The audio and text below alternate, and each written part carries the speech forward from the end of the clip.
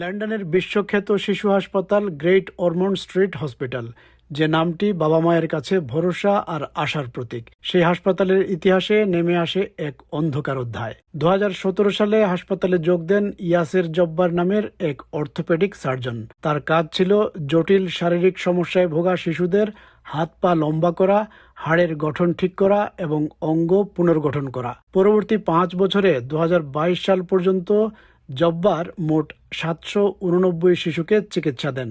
বাইরে থেকে সবকিছুই স্বাভাবিক মনে হচ্ছিল, কিন্তু ভেতরে ভেতরে কিছু একটা ভুল হচ্ছিল। সময়ের সঙ্গে সঙ্গে হাসপাতালের কিছু কর্মী জব্বারের কাজ নিয়ে উদ্বিগ্ন হয়ে পড়েন।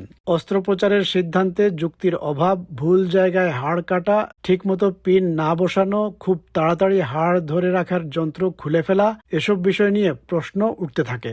2021 সালে একই বিভাগে কাজ করা এক সার্জন সারা ম্যাকমোহন হাসপাতাল কর্তৃপক্ষকে স্পষ্টভাবে সতর্ক করেছিলেন, কিন্তু তখন সেই সতর্কবার্তার কোনো কার্যকর ব্যবস্থা নেওয়া হয়নি। এরই মধ্যে কিছু শিশু মারাত্মক জটিলতায় পড়তে থাকে। In 2021 there was a singular case that was dealt with entirely appropriately.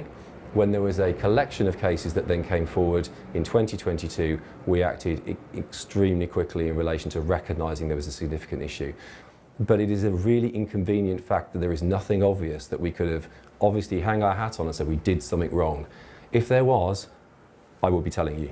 If they'd have acted upon the concerns that were raised, certainly in my son's case, he would never have been operated on by Jabbar and he wouldn't be in the situation that he's in now. এমনই এক শিশু ছিল বান্টি। জন্ম থেকেই তার বিরল এক হাড়ের রোগ ছিল। জব্বার বান্টির একাধিক অস্ত্রোপচার করেন, কিন্তু অবস্থার উন্নতি তো হয়নি।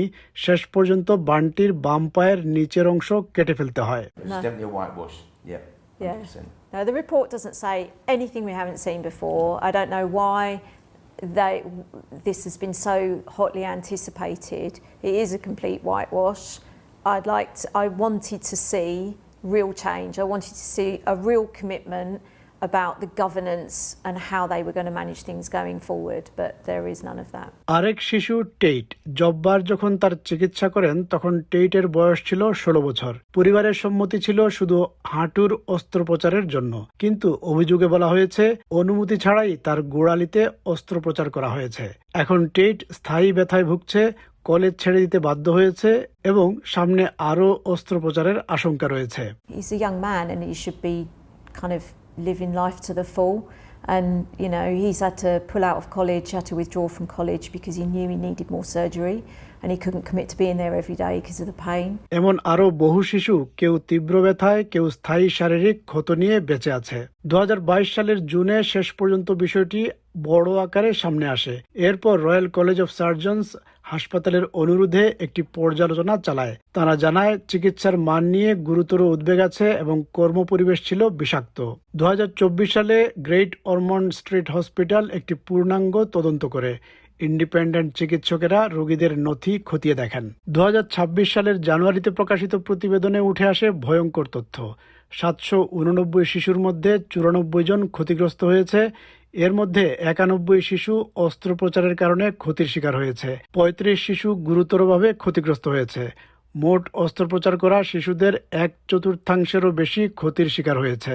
প্রতিবেদনে বলা হয়, সব ক্ষতি এড়ানো যেত কিনা তা নিশ্চিত নয়, কিন্তু জব্বারের চিকিৎসা পদ্ধতি বহু ক্ষেত্রে ছিল নিম্নমানের ও অগ্রহণযোগ্য এবং এতে নিঃসন্দেহে শিশুদের ক্ষতি হয়েছে।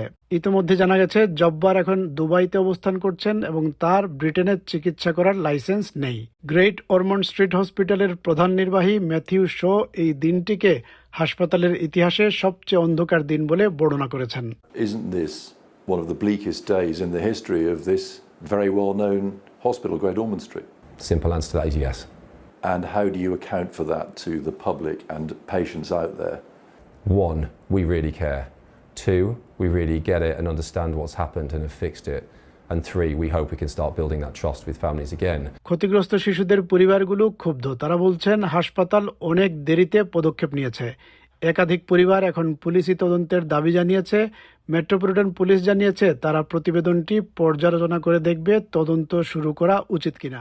That report is no nearer to closure than anything before. No, Nowhere near closure whatsoever. not at all. And I don't accept insincere apologies from anybody. And that's what he stinks of.